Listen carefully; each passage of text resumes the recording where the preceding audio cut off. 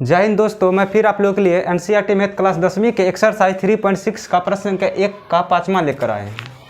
तो प्रश्न का हेडलाइन कहता था कि निम्न समीकरण युग्म को रैखिक समीकरण के युग्म में बदलकर हल ज्ञात कीजिए। तो प्रश्न 1, 2, 3, 4 तक हम डाल चुके हैं और 5वां क्वेश्चन लेकर आए हैं। तो 5वां क्वेश्चन कहता है कि 7x - 2y by xy equal to 5 और 8x + 7y by xy equal to 15 दिया हुआ है। तो यह सवाल थोड़ा समझते हैं। तो यह सवाल जैसे हमको a और -b बाय क्या दे दिया x, कुछ इस तरह का फॉर्म में दिया हुआ है। जैसे आगे बढ़ेंगे तो हम इसको लिख सकते हैं a बाय x और -b बाय x। फिर हमको इसका एलसीएम लेके करेंगे तो फिर हमको यही चीज़ आएगा। कुछ इस तरह का फॉर्म में हमको ये सवाल दिया हुआ है। तो चलिए हम इसका अब हल ज्ञात करते हैं। चलिए तो हम अब इसका हल करते हैं। तो हम इसको लिख सकते हैं 7x by xy - 2y by xy equal to 5 लिख सकते हैं। इसी प्रकार से हम इसको भी 8x by xy + 7y by xy equal to 15 लिख सकते हैं। तो जैसे आगे बढ़ेंगे तो यहाँ से x, ये x कैंसिल हो गया, यहाँ से y और y कैंसिल हो गया। यहाँ पे भी देख लेते हैं तो x से x कैंसिल हो गया और y से y कैंसिल हो गया। तो यहाँ बच क्या गया 7y में क्या बचा y - 2x इक्वल टू कितना बच गया 5। इसी प्रकार से 8 by y + 7 x equal to क्या बचा 15। तो हम यहाँ पे 1/u और यहाँ पे भी 1/x है, यहाँ पे भी 1/u है और यहाँ पे 1/x ले सकते हैं। तो अभी भी ये रैखिक समीकरण के युग में नहीं आया। तो अब इसको क्या करते हैं मान लेते हैं। तो चलिए हम मान लेते हैं।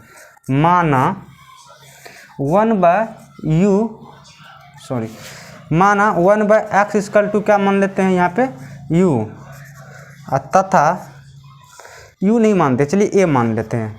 तथा 1/v इक्वल टू क्या मान लेते हैं 1/x इक्वल टू क्या मान लेते हैं b।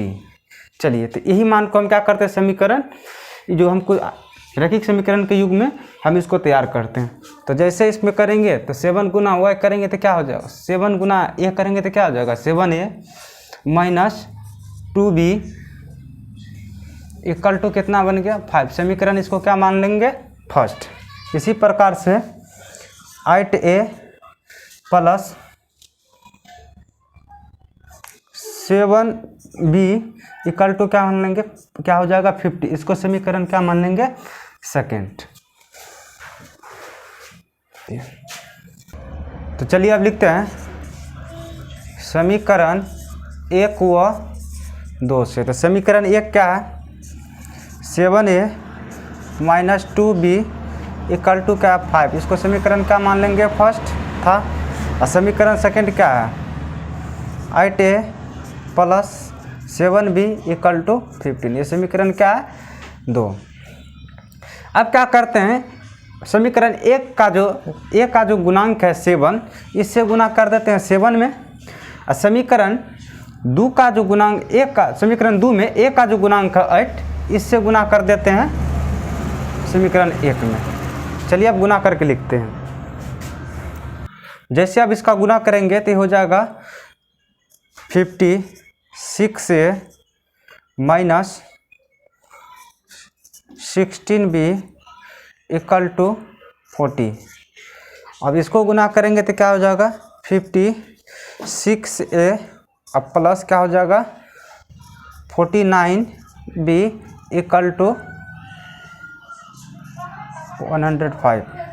अब क्या करते हैं दोनों को गुना कर लिया। अब क्या करते हैं समीकरण को घटा देते हैं। तो लिखते हैं घटाने पर। जैसे घटाने पर लिखेंगे तो चिन्ह क्या हो जाता है परिवर्तन। ये प्लस का है तो किस में हो जाएगा माइनस में। ये p प्लस का तो क्या हो जाएगा माइनस में। ये भी प्लस का तो क्या हो जाएगा माइनस में। से कैंसिल हो गया तो यहाँ बचेगा माइनस, ये भी माइनस का और ये भी किसका है माइनस का है। तो 60 और 49 को जोड़ेंगे तो हो जाएगा माइनस में 65b इक्वल टू 105 जो है 105 किस में, 105 किस में, माइनस में, 40 किस में, 40 किस में, प्लस में, तो घट के ये भी क्या बचेगा माइनस में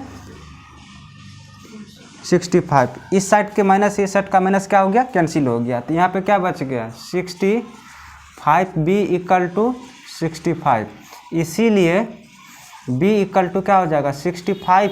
अब क्या हो जाएगा 65 इस साइड गुना में, 63 किस में आ गया भाग में, कितना बार में काट रहा है 1 बार में, तो b इक्वल टू क्या हो गया 1। तो इसीलिए गुना में था 63 किस में आ गया भाग में, तो 65 का 65, तो b बराबर कितना आ गया 1। अब क्या करते हैं b का मान समीकरण 1 में रख देते, तो समीकरण 1 है तो लिखते हैं यहीं पे कि b का मान समीकरण 1 में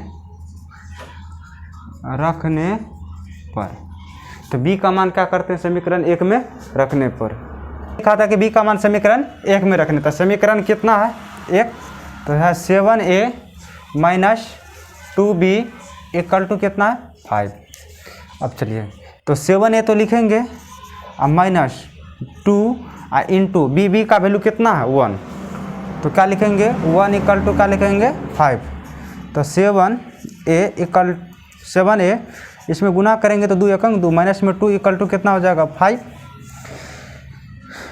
7a इक्वल टू 5, इस साइड माइनस में 2 है तो इस साइड किस में आ जाएगा प्लस में, तो 7a इक्वल टू कितना हो गया 7। इसीलिए a इक्वल टू क्या हो जाएगा 7, इस साइड गुना में है, इसीलिए a इक्वल टू क्या हो जाएगा 7/7, इस साइड गुना में, तो साइड किस में आ गया भाग में, थे a बराबर कितना आ गया 1, तो a बराबर कितना आ गया मेरा 1 आ गया। था कि 1/x इक्वल टू क्या माना था, सॉरी